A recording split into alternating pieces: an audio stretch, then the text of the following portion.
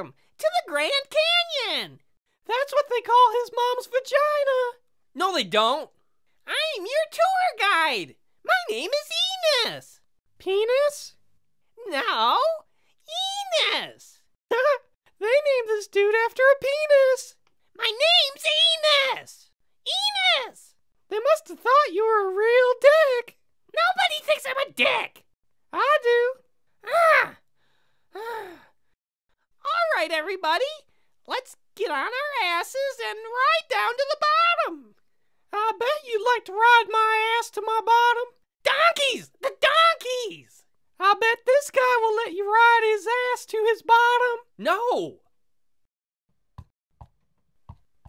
Wow, that's one hairy ass.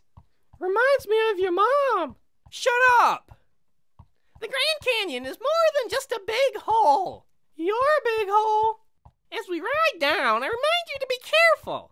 A donkey is much less likely to get spooked than, say, a horse, but can still freak out should some rocks start falling or should it run into something like a rattlesnake. Snake attack!